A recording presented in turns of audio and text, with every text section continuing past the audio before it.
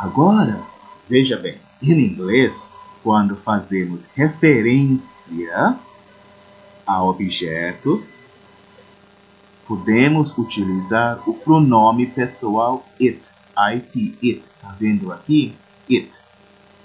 Então, eu tenho ela caiu. Então, como a bola é um objeto, em vez de colocar ela, em inglês nós não podemos usar ela. Por quê?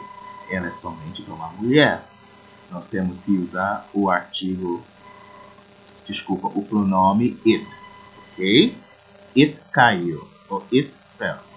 Então, o pronome pessoal it, junto com o verbo is, certo? Tem que ser usado. Então, é importante perceber que o pronome pessoal pode substituir a palavra propriamente dita, ou pode apresentá-la, ou seja, tem um início. Por exemplo, it is my computer, certo? It is my computer. Então, é meu computador, certo? Meu computador. Meu computador é um objeto, entendeu? Então, se eu estou apresentando, ou seja, este é o meu computador, é a mesma coisa em inglês, para apresentá-la, né? Então, como é singular e é um objeto, it is my computer. My computer is new. Vamos eliminar a palavra extra aqui, tá? My computer is new. Certo? Meu computador é novo. Aqui, meu computador, que é o nome do objeto singular, então eu posso usar it. It is new. Então, it is new, estou apresentando, e aqui estou falando, meu computador é novo. Então, eu tenho uma explicação aqui sobre o que eu falei agora, né? Vamos ver o que eu falei. Uma maneira de apresentar um objeto é dizer este é, usando a construção it is. Agora, para substituir numa frase uma palavra que nomeia um objeto, igualmente a substituímos pelo pronome it. De modo que meu computador é novo, vira o quê? My computer is new. Ele é novo, it is new, certo? E ambos são frases que carregam o mesmo significado, ok? Mas, se a palavra estiver no plural, e aí? Entendeu? Se eu tenho meu computador, singular, o plural é o quê? Meus computadores. It, a gente usa para singular e they para plural. Como que vai ficar? It is my computer, singular. They are my computers, plural. Então, geralmente em inglês, nós acrescentamos a letra S nos objetos, certo? E já temos o plural. Como it é primeira pessoa singular, terceira pessoa singular, they é terceira pessoa plural. Então, o plural de it é they. E como é it is, singular, they are, certo? Então, eu tenho aqui uma explicaçãozinha, né? Que em português substituímos palavras masculinas, sejam elas nomes de coisas ou pessoas, por ele ou eles, e as palavras femininas por ela ou elas. Em inglês, pessoas são substituídas por he or she, pessoas, certo? Só que os pronomes usados, respectivamente, para nomes masculinos e femininos. Entretanto, para substituir objetos, ou seja, seres inanimados, temos que usar o pronome it. E aqui eu tenho um quadro bem bonitinho para nós aqui. I, you, he, she, it, we, you, they, pronomes pessoais com as traduções aqui em português. Tá vendo? E it pode ser isto. Quem fala, com quem se fala, de quem se fala, de quem se fala, de que se fala, quem fala, no plural, com quem se fala e de quem se fala, ou as coisas de que se fala, certo? Então, eu tenho aqui, ó, it is a hot dog, They are hot dogs. It is, they are, certo? E alguma explicação aqui básica para reforçar o que eu acabei de falar. Só que temos também os artigos indefinidos, um ou uma, né? Em inglês é a ou an. Os dois artigos nós temos que usar para nomear coisas, ou seja, tem que vir antes, certo? Então, utilizamos a or an antes da coisa nomeada, por exemplo, a smartphone, an email, certo? E esses artigos indefinidos, né, sempre devem ser usados, ok? Não dizemos em português it is smartphone, este é celular, mas este é um celular, certo? Assim, nós referimos a um smartphone. No plural, o nome geralmente recebe um S, como eu falei, né? No final, como por exemplo, they are smartphones. Só que, como o artigo indefinido a e an é singular, não podemos acrescentar essas palavras no plural, ok? Alguma dúvida? Ok. It is a smartphone, o plural dessa frase, they are smartphones. Mas como se usa a ou an, professor? Geralmente o artigo a gente usa em frente do som de consoantes. Então, nós temos a skate, a can, a hospital, a university. Mas, professor, U não é um vogal? Sim, mas o som não é IU, é U, Y-O-U. Então, a university. E, por fim, o artigo indefinido an é usado antes de palavras que começam com o som de vogal. An idea, an angel, an example, aqui é a, tá? An example e an object, ok?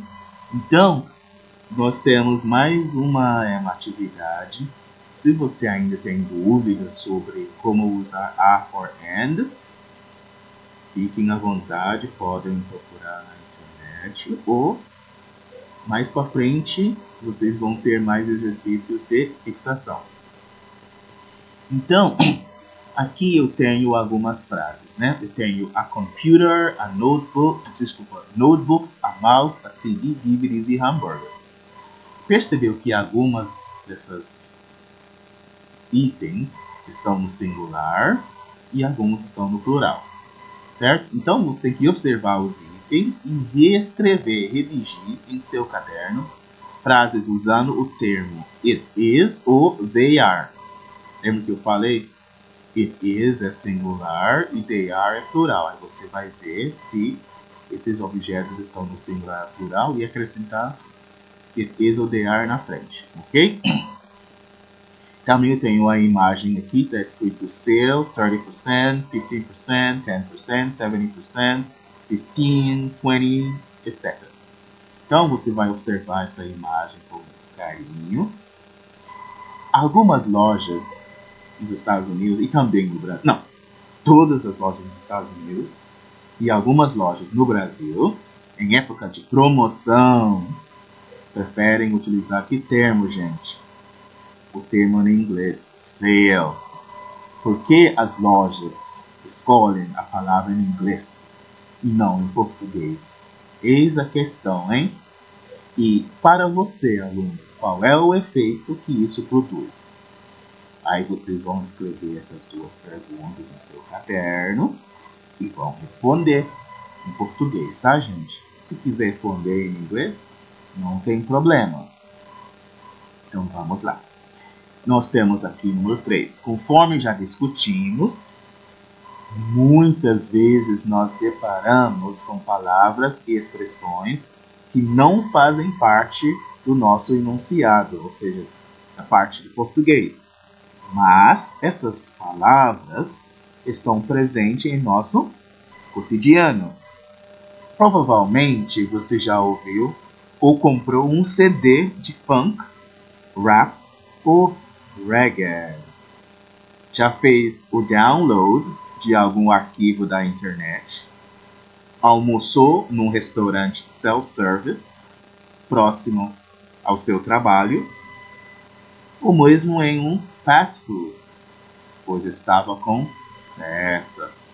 Talvez você já tenha presenteado alguém com um kit de maquiagem composto por blush, sombra e gloss.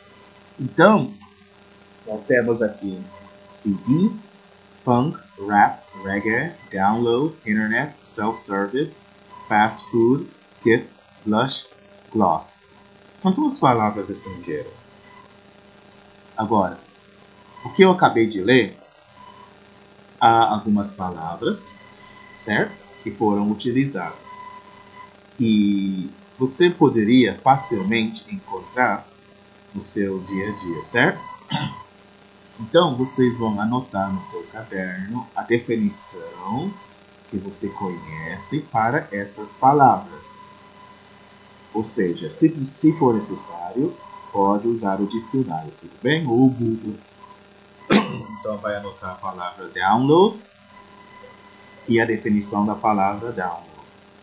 Blush, fast food, gloss, self-service, etc. E continuando, nós temos a seção 3, que é sobre cognates, palavras transparentes, cognatas, né? Então, anteriormente a gente conseguiu ver, né, nas outras sessões, algumas palavras em inglês que usamos no Brasil. Mas qual é o nome dessas palavras, professor? Cognatas, palavras transparentes, certo? E essas palavras transparentes podem ser chamadas de cognatas ou palavras do estrangeiro, né? Que vem do exterior.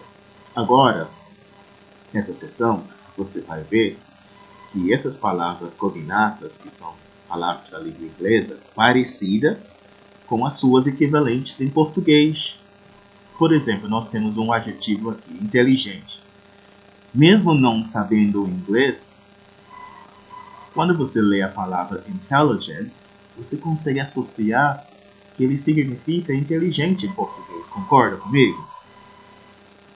Então, aqui, para encerrar essa atividade aqui, uma boa notícia para quem está aprendendo inglês, pela semelhança, podemos deduzir o significado de algumas palavras nessa língua. Se elas forem parecidas com a nossa, ou seja, se forem palavras transparentes ou cognatas. Enquanto o estrangeirismo é uma palavra que pegamos emprestada de uma outra língua, a palavra transparente cognata é aquela que existe nas duas línguas e que, por semelhança, somos capazes de quê? Compreender sem maiores dificuldades, ok? Já que tem a grafia parecida e o mesmo significado. Continuando a aula, eu tenho aqui uma imagem e está escrito No Future. Então, Banksy é um artista conhecido por sua parte de contestação e crítica social. Talvez você não conhece o artista, né? Mas eu tenho um link embaixo e a gente vai conhecer um pouco mais sobre o artista, tá? As palavras que o Banksy usa no grafite são transparentes, certo? Ou seja, são palavras parecidas com o português. Agora, como você entende esse texto do artista? No future.